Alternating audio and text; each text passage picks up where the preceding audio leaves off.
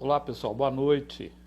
Nós vamos começar uma live hoje bem legal com a professora Marisa Valério, Marisa de Goiás, e ela vai falar para nós sobre a contação de histórias, sobre contar ou encantar, né? Essa live vai ter música, vai ter história, vai ter poesia. Essa é uma live um tanto quanto cultural. Pessoal, então, enquanto o pessoal vai entrando, eu quero falar com vocês dessa trilogia que já está nas livrarias agora. O que as escolas podem aprender, tá? Hoje, todas as livrarias, leitura, Amazon, lojas americanas, vocês vão encontrar o livro, ok? Então, veja bem, esse primeiro livro chama O que as escolas podem aprender, que é o livro do nosso canal, lá no YouTube também. Se você quiser se inscrever, vai ser muito legal. O segundo livro é Metodologias Ativas, o que as escolas podem aprender. E o terceiro é BNCC no chão da sala de aula, tá? Vai ser muito legal. A Marisa já entrou, não é? A Vera também. Vera, que legal que você está aí, né? Vamos convidar a Marisa para entrar na roda. Conhece que está estudando neuropsicopedagogia, né? E isso ajuda muito. Oi, Marisa, tudo bem? Oiê, tudo bem? Quanto tempo eu não te vejo, hein? Pois é, faz tempo, né?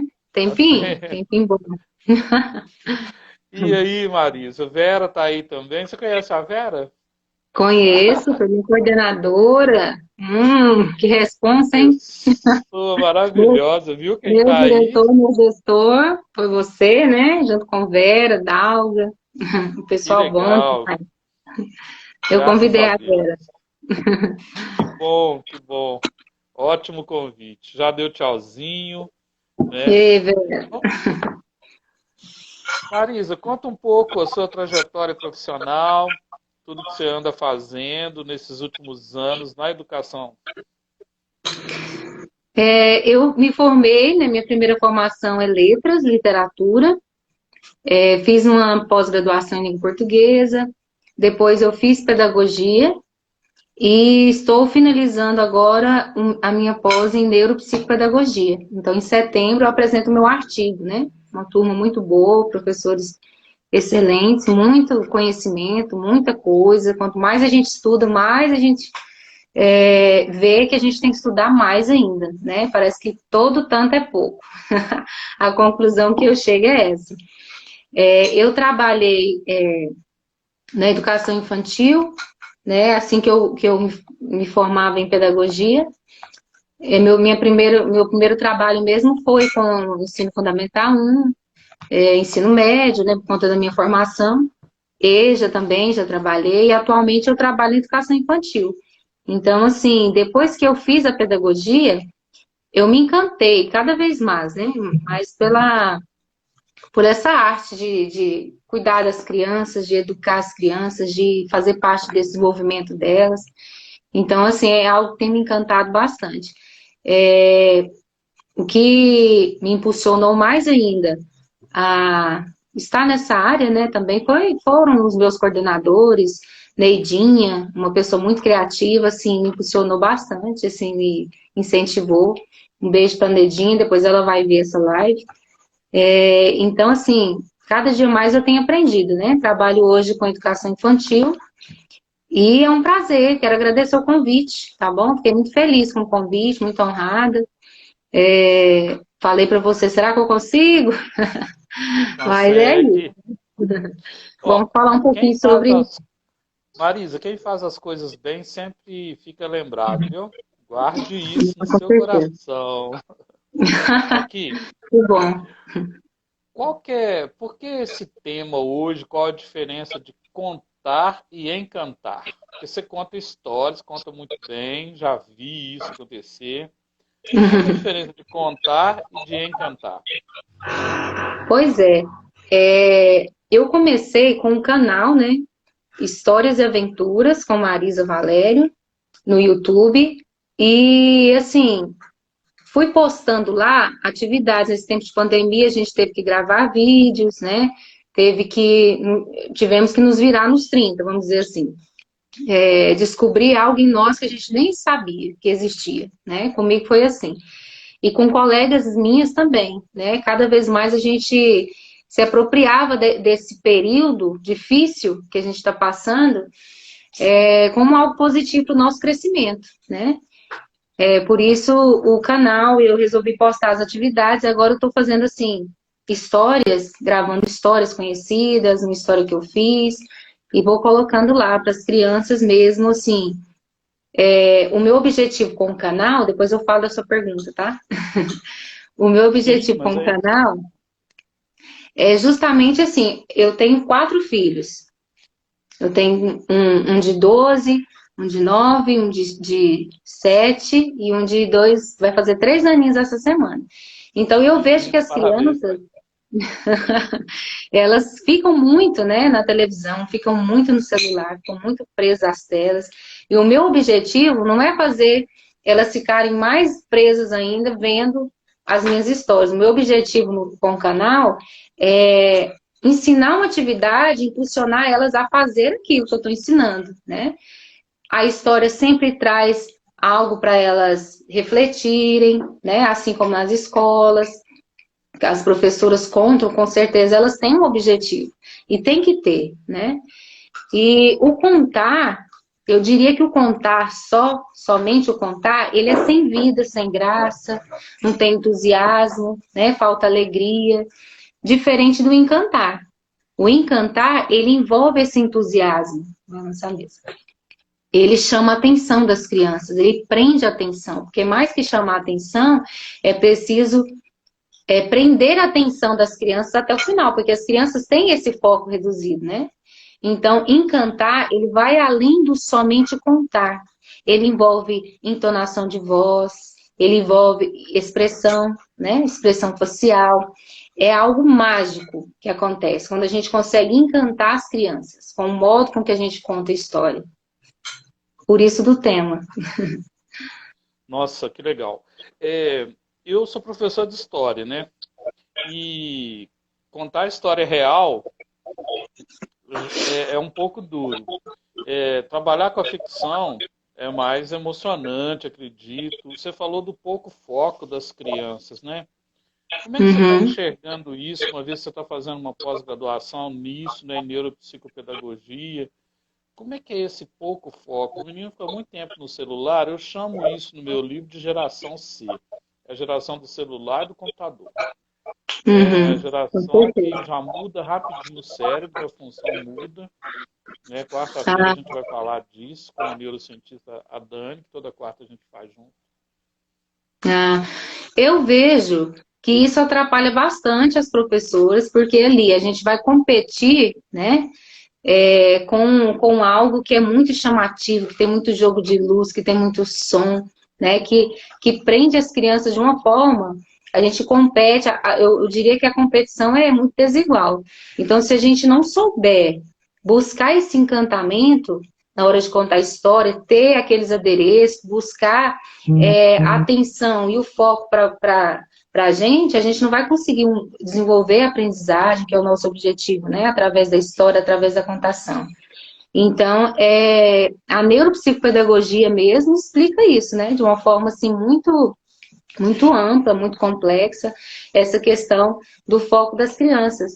Até pela idade deles também, né? Então, dependendo do tamanho da história que eu for contar e da idade da criança, eu já vou ser prejudicada. Eu vou começar bem ali, mas logo, logo, se eu não tiver um adereço, se eu não tiver, eu vou perder a atenção delas, né? Então, eu tenho que estar muito preparado. Por isso, tem que ter um planejamento. Não é só contar por contar. Tem que ter um planejamento atrás daquilo ali. Sim, planejamento é tudo, né? E como é que Com você vê os certeza. benefícios para o desenvolvimento da criança, uma vez que ela se torna assim, no primeiro momento ela é só alguém que ouve a história. No segundo momento, ela pode até aprender a contar, né? Por que é importante ouvir e contar histórias? Pois é, Paulo.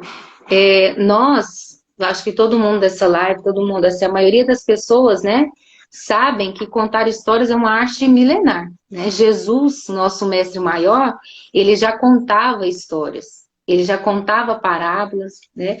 Isso para quê? Para envolver os seus ouvintes, e ele pegava fatos, ilustrações, exemplos das pessoas que era comum às pessoas, que fazia parte do dia a dia delas, né?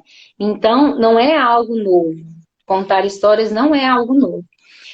O jeito que ele contava as histórias, ele encantava. Com certeza, ele encantava as pessoas que ouviam. Tanto é que muitos se convertiam, né?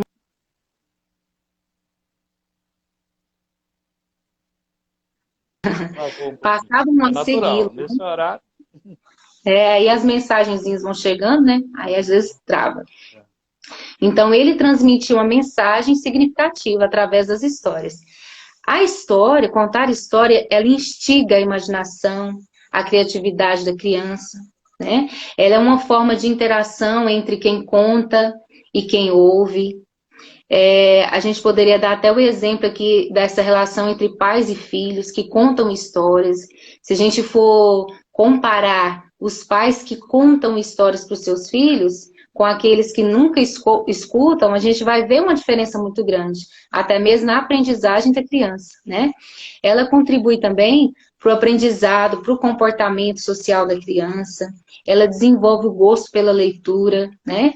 Então, as crianças passam a criar as suas próprias histórias, ela simula a leitura, né? Ela desenvolve até mesmo a capacidade de raciocínio lógico, interesse pelas palavras, né? Então, a contação de histórias, ela é, assim, essencial, né? Principalmente na educação infantil e na família. Até antes de ir para a escola, os pais deveriam já trabalhar isso. Trabalhar a contação de histórias. Que histórias? Todo tipo de história. Nós temos os clássicos, nós temos as histórias bíblicas, né? Então, assim, nós temos um leque infinito de histórias para trabalhar com as crianças. Não falta história. E é isso que acontece com um galinho gripado? É isso que acontece com o galinho gripado. Vamos contar essa história? Me conta a história do galinho gripado. Tô curioso. Então, vamos lá.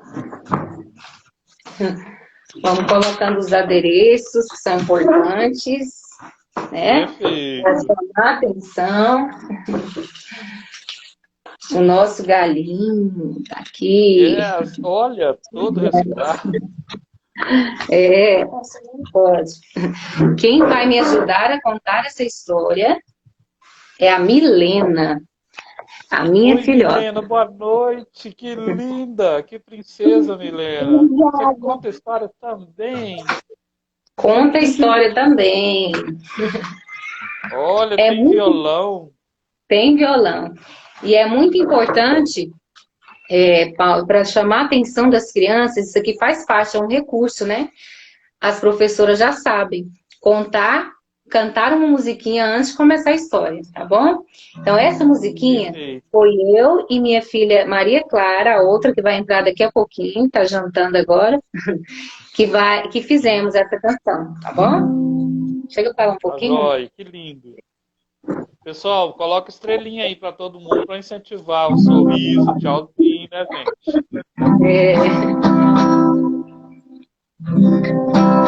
Chegou a hora que a nossa história aperte os cintos, vamos viajar pelo mundo mágico da imaginação que você também pode criar. Em uma fazenda, toda madrugada, o galo Galizé, a bicharada acordava, com seu canto em cima do puleiro, uma tossezinha para a garganta limpar e a boca no trombone colocar. Era para todo lado. E o galo, muito afinado, sempre cantava para todos acordar. Porém, ele tinha uma mania e a sua mamãe, Dona Galinha, sempre lhe dizia: papá, menino, não andes descalço. Menino, não tome gelado, senão resfriado você vai ficar. Mas se pensas que ele ouvia, está muito enganado. E Olha, por causa da sua teimosia, Acabou pegando um resfriado. então, no outro dia, bem cedo, ele foi para o puleiro, se ajeitou, todo faceiro, para a cantoria começar. E em vez do seu cocoró, cocó, afinado de sempre, saiu, foi um belo de um espirro, que a garganta até doía. Atchim! Atchim! Atchim! Ah, então o galinho ficou triste, mas aprendeu uma lição, que para ser um bom cantor é preciso saber escutar.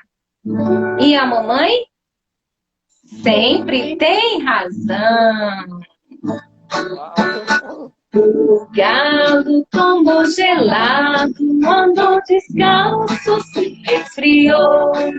Na hora da cantoria, o galo rouco assim cantou. Cocoricó, cocoricó, atim, atim, cocoricó. O galo era afinado, mas resfriado desafinou. Na hora da cantoria, o galo rouco assim cantou. Cocoricó, cocoricó, atim, atim, cocoricó. Atim, atim.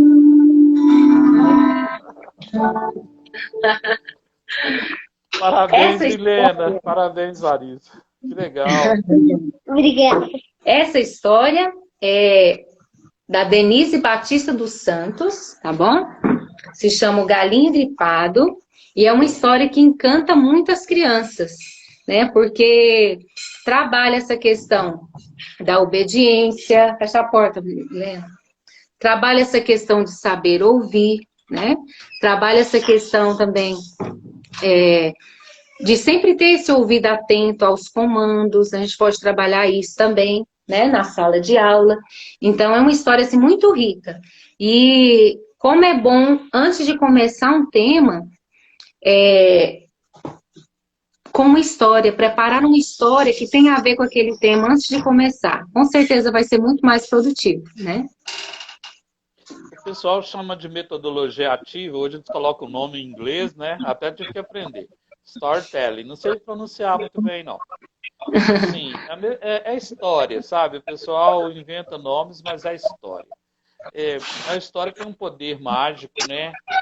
Mas o que é necessário para acontecer essa mágica na hora da contação, Marisa?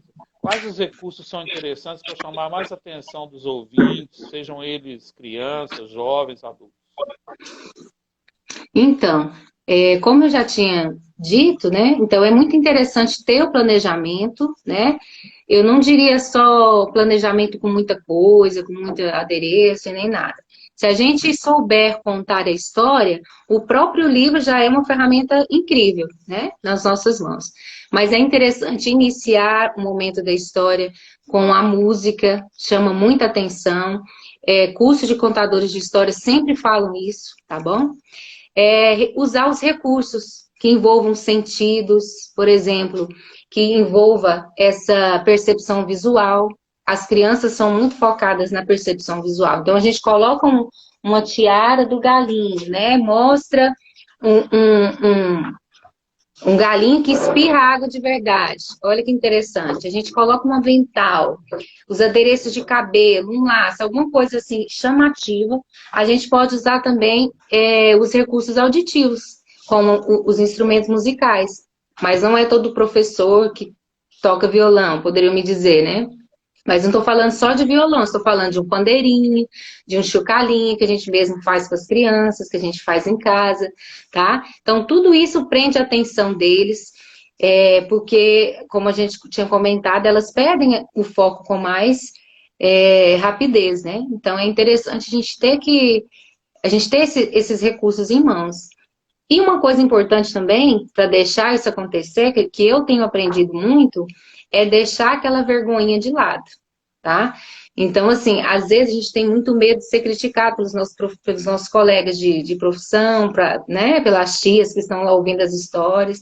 Então, é vestir a carapuça mesmo, vestir a roupinha de contador de história, deixar a vergonha de lado e, sabe, se revestir com aquele espírito ali naquele momento, se entregar de corpo e alma. Então, envolver as crianças, como é interessante envolver as crianças na contação. Andar no meio das crianças, né? Às vezes eu tô com a tiarinha aqui ou com outro adereço, eu vou lá e coloco na cabecinha da criança. Eu faço perguntas, se a história já é conhecida, como os clássicos, e eles já sabem, já ouviram, então é importante que elas participem ativamente, porque isso até mesmo faz parte, né, dos 6 direitos de aprendizagem, está dentro do direito da aprendizagem, segundo a BNCC. Certo? Então, assim, o primeiro direito seria o quê? O conviver. O segundo direito, brincar. O terceiro, explorar, né? O quarto, participar. Expressar-se, o quinto, e o sexto, conhecer-se. Então, tudo isso, se a gente for adentrar bem, está presente, muito presente na contação de histórias, se a gente souber trabalhar. E é muito importante que os profissionais, que as pessoas, principalmente, né, da educação infantil, estejam ligadas nesses 6 direitos. É um direito que a criança tem, para que a aprendizagem realmente aconteça de forma significativa. Nossa, que legal isso, Marisa. E me diga, eu gosto muito de histórias porque elas fazem a gente viajar. Ajuda no processo de alfabetização? Com certeza, né? Com certeza ajuda, sim. Como eu tinha dito antes, as crianças se interessam pela leitura e, consequentemente, né, esse fato dessa oralidade bem desenvolvida vai ajudar no processo de escrita. Então, com certeza, ela auxilia muito, é um recurso fantástico para ajudar nessa fase da alfabetização, que não é uma fase tão simples, é muito complexo. Mas a alfabetização, ela acontece... Obrigada, Tati, beijo. A Tati está falando aí. Parabéns, Marisa. Excelente embasamento teórico. Porque também não é só prática, não é só fazer por fazer, tem que ter intencionalidade pedagógica. Né? Com certeza. Tudo com essa intencionalidade, né? Para surtir um efeito, para surtir até como eu diria, um efeito maior, né? Até na alfabetização, no processo de alfabetização das crianças. A Tati, que entrou, ela é alfabetizadora, né? Eu trabalhei com a Tati, nós juntas trabalhamos no Ensinarte, né? Esse espaço pedagógico, aí hoje ela está só com ela, mas eu aprendi muito com a Tati, ela é muito boa, excelente profissional. E ela é alfabetizadora, ela mais do que eu, né, sabe que a contação de histórias é algo incrível. A gente pode usar de uma história, por exemplo, o galinho gripado que nós contamos, a gente poderia trabalhar a consciência fonológica, as rimas na própria história, né, para alfabetizar, para brincar de rimar lá com as crianças da educação infantil. Então, a alfabetização, ela não começa só no primeiro ano, a alfabetização começa muito antes, né? Quando a gente está trabalhando em educação infantil, se a gente fizer o nosso papel de profissional que sabe o que está fazendo, que a diferença está aí. A gente tem que saber o que está fazendo. A gente está brincando? Sim. É importante brincar, é essencial na educação infantil, porque o aprendizado é por meio da brincadeira, né? Mas se a gente souber o que está fazendo ali naquela brincadeira, qual é o objetivo de uma contação de história, de uma brincadeira, com certeza a gente vai estar também ajudando lá no primeiro ano, quando a criança for ser alfabetizada, né? Que legal isso que a Tati está escrevendo aí, olha. O primeiro contato da criança precisa ser no início... Inicialmente pela contação de histórias. Na barriga, a criança já desenvolve saber ouvir. Com certeza. Então, desde o útero materno, a história faz sentido, faz que a criança goste, né? E você também, além, né, de contar, você também escreve, né? Eu escrevo. Como é que é essa coisa de escrever aí, Marisa? Eu escrevi uma história, tá? A minha história, ela está relacionada ao dia a dia da criança. É um dia especial na escola, a história se chama O Dia do Brinquedo, e as professoras de educação infantil, até Fundi 1 lá para o terceiro ano, quarto ano, ainda tem esse dia especial, né? Que eles chamam de especial e as crianças amam. Só que no momento no dia do brinquedo, as crianças levam seus brinquedos e nem sempre elas sabem compartilhar os brinquedos. Então, a minha história, ela trata disso, desse saber compartilhar. O que é compartilhar? Então, as crianças vão aprender através de uma história que é legal compartilhar, que é preciso compartilhar. Mas compartilhar, sabendo também cuidar, né? O medo da criança está em emprestar o seu brinquedo e o outro não saber cuidar dele. Então, entra também o papel do professor nessa explicação. Vamos ouvir a história? Depois a gente conversa mais um pouquinho sobre ela. Que Então, legal, vamos? quero ouvir. Vamos lá. A Milena arrumou o cabelo de lado. Nós vamos ter que contratar seguranças, que é muito linda. Milena Maria Clara. Mãe, eu tô de você. Meus rostinhos aqui, só um pouquinho. Natural. Está se preparando, gente. Enquanto isso, vocês podem bater palmas aí no Instagram. Isso aí, pessoal. Agora. Palminhas aí, galera. Depois, Vamos Marisa, lá? esse vídeo, essa live vai para o canal que as escolas podem aprender, que é o canal do meu livro e é o meu canal no YouTube, tá? Ah, tá. E Tá eu te ótimo. mando também no Direct para você colocar no seu, tá? Tá bom. Muito obrigada. Então, vamos começar? E Vamos lá. a história começa assim. A professora chama todas as crianças, todos os amigos e diz: amigos, crianças, deixa eu contar uma novidade para vocês. Todo mundo ficou muito curioso, ficou muito animado e começou a imaginar o que era. Então a professora disse: amanhã é dia do brinquedo. Todo mundo ficou muito feliz, já imaginando o que iria trazer para a escola. A Terezinha pensou: vou levar a minha? Zebrinha de pelúcia. O Miguelzinho já pensou no seu brinquedo preferido. Olha lá, já sei, vou trazer o meu avião. Uau, todo mundo vai amar o meu avião. Ah, então a professora continuou. Amigos, só que deixa eu contar uma coisinha para vocês também.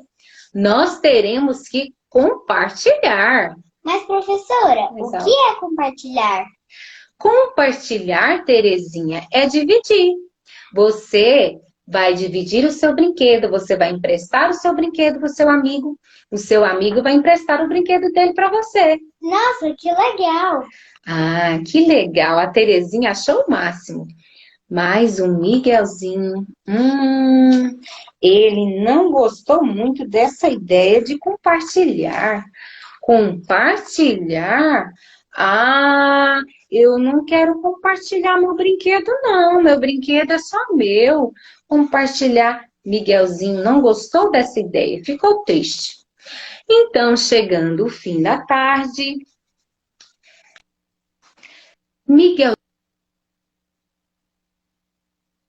foi para sua casa. Chegando em casa, correu para o quarto, foi logo pegando o seu brinquedo favorito, brincou muito com ele, abraçou o seu brinquedo e falou mais uma vez. Dessa vez, ele estava com um pouquinho nervoso. Olha a cara do Miguelzinho, gente. Olha a carinha dele. Miguelzinho. Ele disse assim: não vou compartilhar o meu brinquedo. Meu brinquedo é só meu.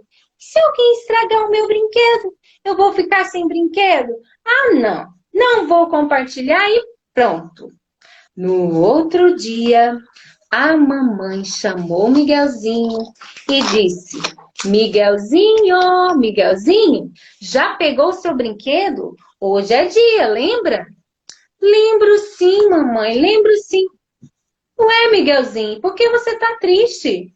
Ah, mamãe, sabe o que é? É porque a tia disse que eu vou ter que compartilhar o meu brinquedo. Eu não quero compartilhar. Miguelzinho, deixa eu te explicar uma coisa. Compartilhar é muito divertido. Você vai ter oportunidade de brincar com um brinquedo diferente do seu. Ah, tá bom, mamãe, tá bom. Foram para a escola. Chegando lá, as crianças todas animadas com seus brinquedos, se divertiam à beça. Quando a professora chamou, amigos, se sentem que eu preciso falar algo mais para vocês saberem. Olha só, pessoal, além de compartilhar, vocês vão ter que dividir, certo? Compartilhar é dividir. Então, eu tenho que explicar para vocês. Compartilhar não é estragar. Compartilhar é cuidar do brinquedo do amigo. Então, muito cuidado. Ufa!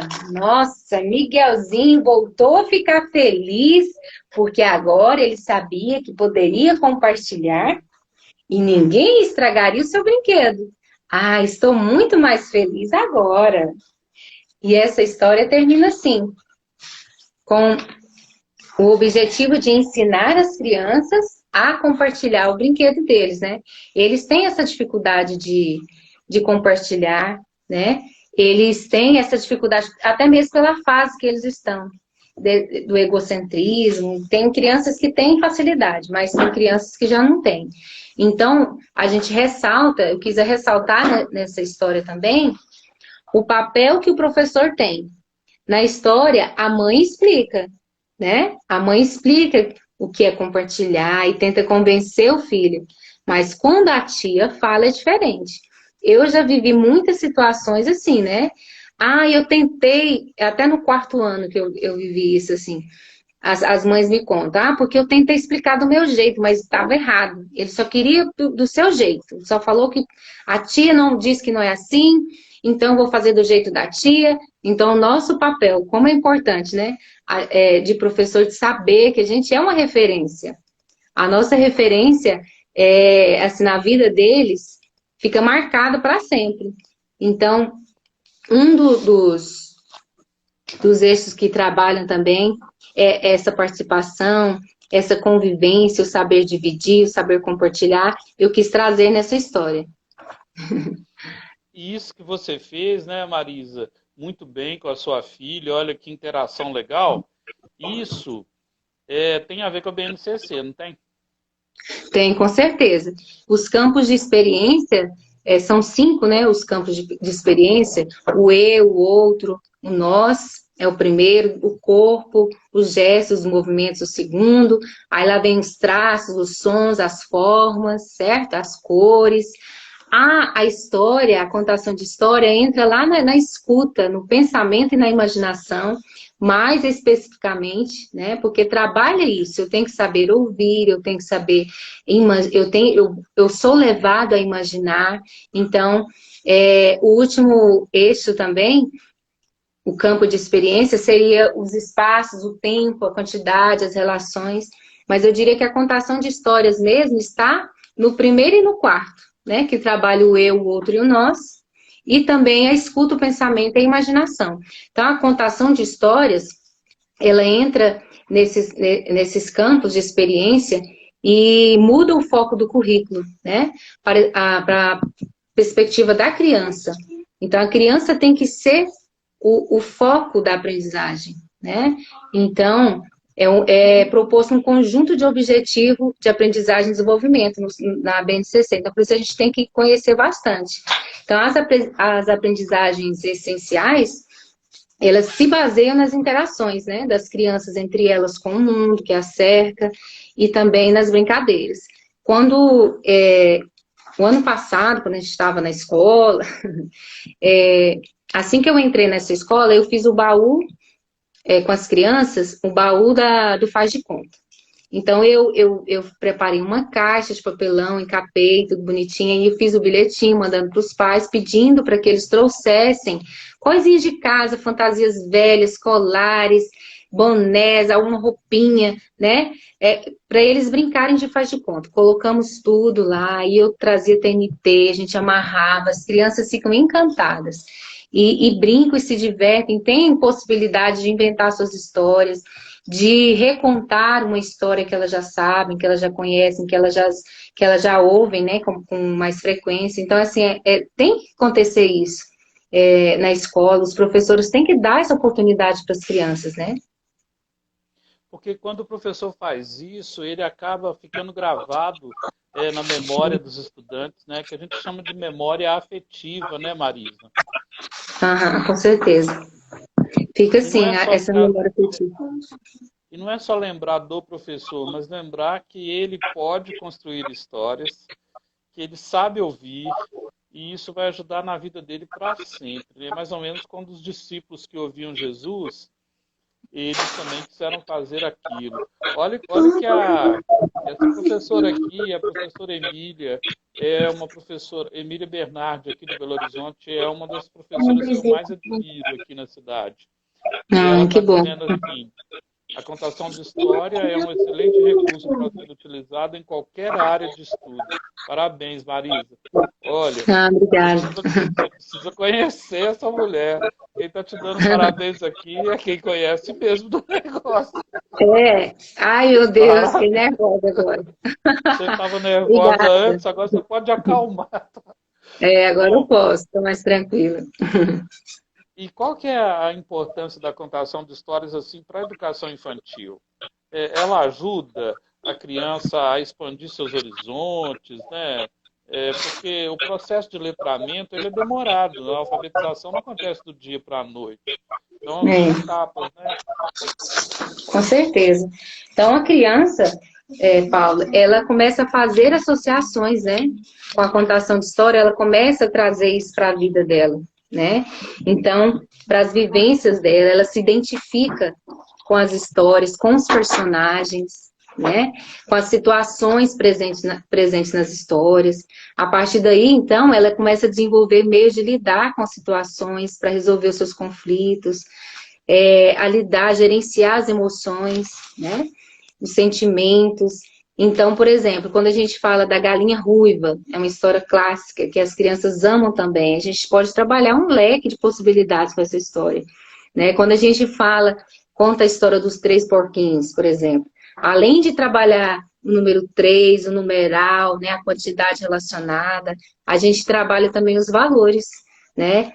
Outra história que as crianças gostam muito, Caixinhos Dourados, a desobediência da menina, que a gente pode trabalhar, além de trabalhar a quantidade novamente, as proporções, grande, médio, pequeno, né? Então, a gente trabalha um leque de possibilidades. Se a gente souber planejar direitinho, então, a gente, né, abrange o mundo da criança de um jeito incrível. Então, a criança, ela faz relações com as memórias, né? Que a memória dela, no momento de ouvir a história, ela é estimulada. Ela é estimulada e resgata as experiências pessoais, né? Por meio da própria bagagem cultural ou de vida que a criança carrega, né? Muito bom aprender isso na nossa primeira live, viu, Mário? Já ouviu falar primeira, né? Primeira. Pois é. E quando a gente... A neuropsicopedagogia ensina, quando a gente já ensina, né? Que quando a gente ensina alguém, a gente aprende muito mais. Então, esse é meu papel aqui. Eu quero aprender mais do que ensino, né? Que bacana. Marisa, e a menina do laço de fita, da Ana Maria Machado? Pois é, essa história, vamos contá-la agora, né? Com a outra lindeza da mamãe, Nossa, mas artista. olha, gente do céu, contrata segurança. Maridão, contrata. Ele já fica assim, meu Deus, como que eu vou sofrer, né? Deixa a fase chegar, não sofre antes da hora, não. É isso aí. A Né? fase aqui em casa chegou, sabe? Ela tá com 21, Chegou? formando esse ano. Nossa. Ah, eita, nós. Então vamos lá? Vamos cantar mais uma musiquinha, que a gente gosta muito de cantar. Lá na montanha, vamos cantar? Antes de contar essa história. Lá na montanha tem uma casinha, toda enfeitadinha, cheia de florzinha. Lá na casinha, em cima da montanha, mora a menininha que gosta de historinha. Se quiser ouvir o que agora eu vou contar, suba na montanha e fique quieto assim. Ótimo para prender a atenção das crianças, né? Então vamos lá? Cadê o livro? Opa! Menina Bonita do Laço de Fita, de Ana Maria Machado. Era uma vez uma menina linda, linda. Os olhos dela pareciam duas azeitonas pretas, de tão brilhantes. Os cabelos eram enroladinhos e bem negros, feito fiapos de noite. A sua pele era escura e lustrosa, que nem pelo de pantera negra quando pula na chuva. Ainda por cima, a mamãe dela sempre fazia trancinhas nos seus cabelos, enfeitava com laços de fita. Como ela ficava linda! Parecia uma princesa lá das terras da África, ou uma fada do reino lunar. Do lado da casa da menina morava um coelho branco, de orelha cor-de-rosa, olhos vermelhos e focinho nervoso, sempre tremelicando. O coelho achava a menina a pessoa mais linda que ele já tinha visto na vida e pensava: ah, quando eu me casar, eu quero ter uma filha pretinha e linda como ela. Por isso, um dia, ele foi até lá na casa da menina e perguntou: menina bonita do laço de fita, qual é o seu segredo para ser assim tão pretinha? A menina não sabia, mas inventou. Ah, deve ser porque eu caí no balde de tinta preta quando era pequenina. Então, o coelho saiu dali, procurou uma lata de tinta preta, se jogou dentro dela e ficou pretinho, pretinho. Ah, como ele ficou feliz, como ele ficou contente. Mas aí veio a chuva, lavou aquele pretume todo. Ah, não! Ele tornou a ficar branco outra vez. Então, ele voltou lá na casa da menina e perguntou de novo: menina bonita do laço de fita, qual o seu segredo para ser assim tão pretinha? A menina não sabia, mas ela inventou. Ah, deve ser porque eu tomei muito café quando era pequenina. Então, o coelho saiu dali, tomou tanto café, que perdeu o sono. Passou a noite toda fazendo xixi, mas não ficou nada preto. Ai, ai, ai. Então, o que ele fez? Voltou lá na casa da menina para perguntar de novo. Menina bonita do laço de fita, qual é o seu segredo para ser assim tão pretinha?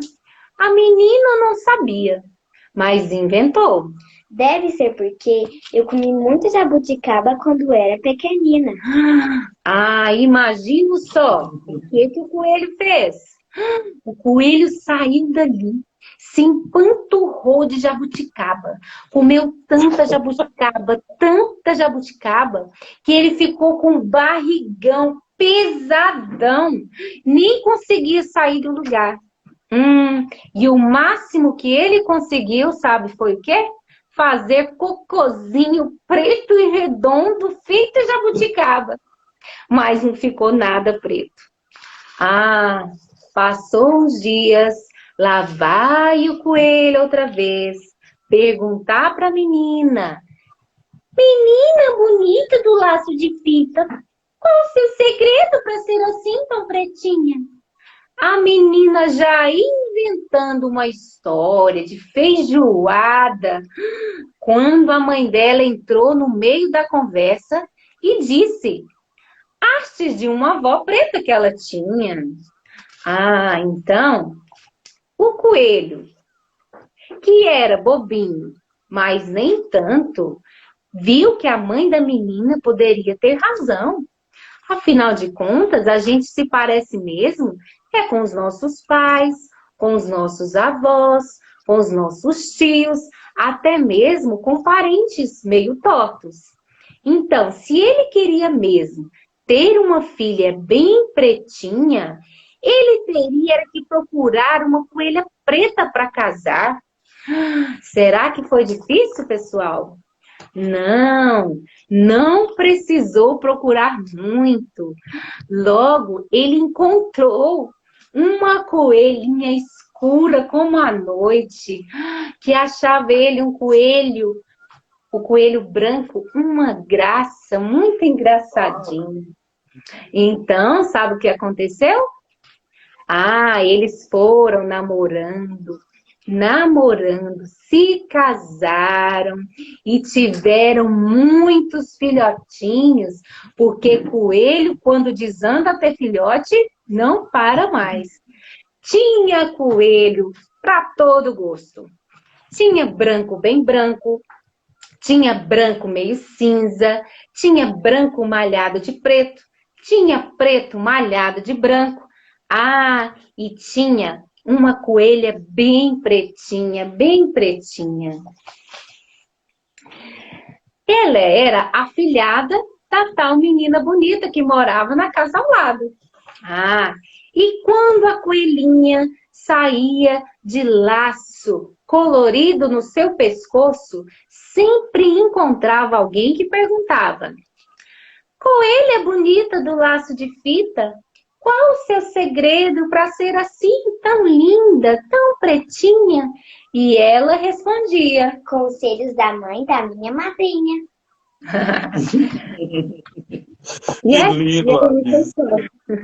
Linda essa história, né? Com essa história a gente trabalha a diversidade, né? Trabalha o respeito às diferenças. Então dá para trabalhar também muita coisa legal com essa história, que é um clássico, né? Da Ana Maria Machado, da literatura infantil. Então, Marisa, contar a história sempre tem surpresa, não tem?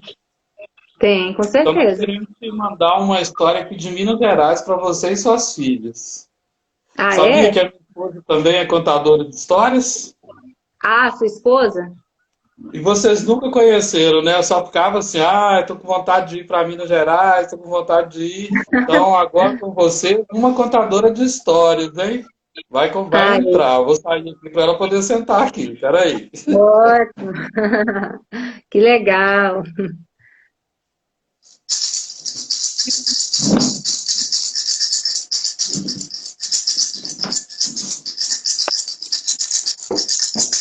Chegou o trem da história! Olá! Essa história, ela vem de muito longe, de uma época muito distante. Havia, num lugarejo bem distante daqui, um carregador de água. E esse carregador de água teve uma grande ideia. resolveu colocar 2 vasos em um pedaço bem grande de bambu para colocar em seu pescoço e assim facilitar o seu trabalho, que era muito duro, pois o posto era muito longe, esse poço, e ele tinha que carregar a água por muito tempo.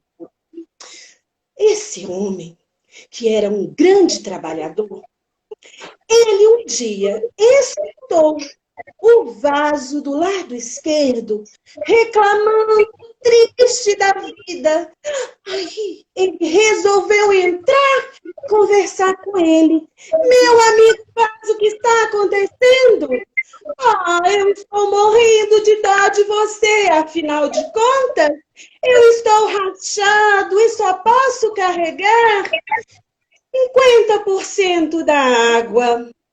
Já o outro vaso consegue carregar 100%. Eu fico atrasando o seu trabalho. Por favor, carregador, me substitua por outro. Eu não quero te dar trabalho. E ele, muito triste, ficava ali reclamando. Ah, mas o carregador de água era muito esperto. Ele então falou: meu caro vaso, quando subirmos o morro para chegar até a casa do meu patrão, você vai observar o caminho. E assim ele fez. Subindo o morro, ele percebeu que do lado direito não havia uma flor, mas do lado dele havia sempre flores pelo caminho inteiro até chegar à casa do patrão. Quando lá eles chegaram, o dono deste carregador, ele então falou para o vaso: meu caro vaso, você observou o caminho? E ele então falou: sim, muitas flores vi pelo caminho. Então, este homem, que era muito esperto, falou para o vaso: não me importa o seu defeito, desde o início eu já sabia que você era assim, meu caro vaso, e eu tirei proveito disso. Sabe o que eu fiz?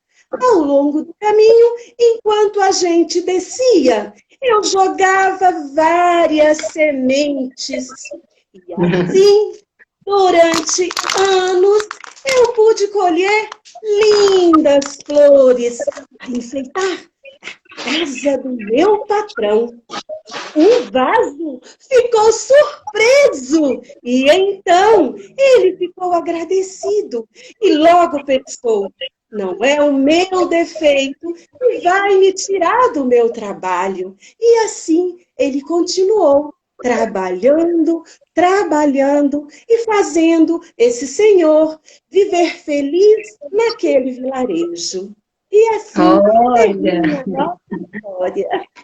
que lindo, ótimo, parabéns. Obrigada. Espero que vocês tenham Obrigada, gostado. com Também nessa certeza. história dá Que para mensagem, trabalhar, né? né? Ah, com Muitas certeza, coisas, né? E com Deus certeza. abençoe a vida de vocês, as crianças. Um beijo. Amém. Um beijo. Nunca mais falo. Foi um prazer conhecer Beijo. você. Tchau, beijo. Igualmente. Tchau.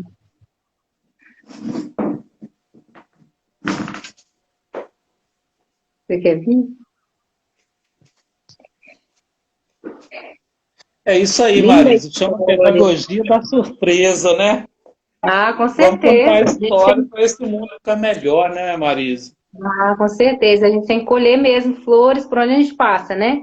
Mas nem sempre o caminho vai ser fácil. Vai ter pedra, vai ter dificuldades. Mas com essa história a gente aprende. Não é o nosso defeito que vai nos impedir de dar frutos, não. Ele vai dar frutos, né? É o momento da pandemia também que a mãe tem que aproveitar para... Os pais, né, têm que aproveitarem para contar histórias para os filhos, né? E desse jeito eu apresentei para vocês a Marília, que eu falava tanto. Pois é. Marília, tem poema também, não tem? Tem poema para finalizar nossa live, né? Poema do professor Paulo. Nós vamos recitar junto para fechar isso daí. Agora eu vou ser a entrevistadora. E aí, qual que é o contexto desse poema? Vamos assim, só como você criou, pensando em quê, né? Olha, minha vida é sair pelo Brasil aí, de certa forma, contando a história e dando palestra. Eu fiquei aqui em casa, estou aqui em casa 5 meses, né? E aí resolvi escrever. Então, eu escrevi 2 livros, tá aqui. E eles Quero chegaram dois. hoje na Amazon, dá para comprar também digital e tal. Eu escrevi 380 páginas, esses 2 livros. Esse eu Tá. lancei em dezembro. Esse eu lancei em dezembro.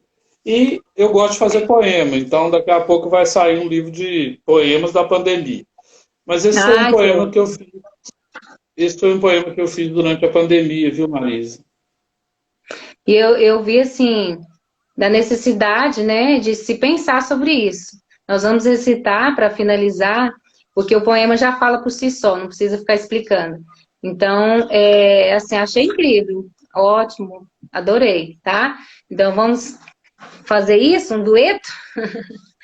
E eu Quem quero começa? agradecer, viu, por tudo e vamos marcar a nossa segunda live, tá? Ah, vamos lá. Agora o frio da barriga já passou. Já passou, né? Ai, ai, ai. Acho que não passa não, viu? Não passa não. Dá sempre estresse. Eu começo? Então vamos lá. O vírus que eu quero na escola é conhecimento, aquele que facilita o relacionamento, que junta com o amor e gera discernimento, força, autoconhecimento e crescimento. O vírus que eu quero na escola é gente abraçando gente. Pergunta e resposta para a gente ficar inteligente, plantando e regando a semente da informação, transformando em saber diligente. O vírus que eu quero na escola é de projetos de vida, aprendizagens, metodologias ativas para resolver os problemas da gente sofrida, do fazer pedagógico do professor que com coragem vai à lida, falando de paz, de elegância e de conduta polida.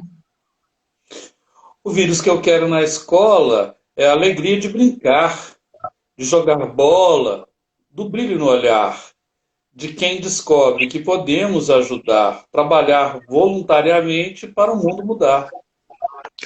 O vírus que eu quero na escola é a construção do sonho de vencer o mundo tristonho, de mudar para o belo o que era enfadonho e transmutar o que se perdeu pelo que cada dia recompõe. O vírus que eu quero na escola é do autoconhecimento, empoderamento, engajamento, cimento para a construção de um novo momento. Esse é o vírus que eu quero na escola. Esse é o vírus que todos nós queremos, né? Na escola, com certeza. Que ótimo, que bom. Parabéns. Lindo poema.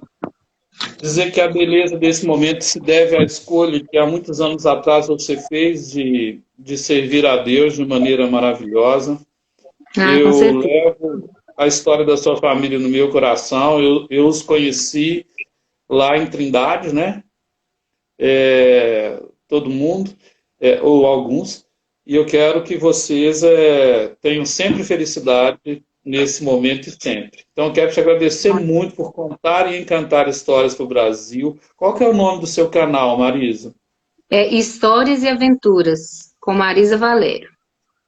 Perfeito. O meu chama que as escolas podem aprender. Quero dar um abraço nas meninas daqui de longe, dizer que respeitem sempre essa mãezona legal aí e respeitem também o papai. Um beijo, viu? Um beijo, vamos tirar uma foto. Tá por aí. Deus abençoe. Tchauzão. Tchau, eu que agradeço, Valeu, tá? Muito gente. obrigada pelo convite. Tudo Tchau. bom. Tamo juntos. Valeu, família. Tchauzão. Tchau. Tchau.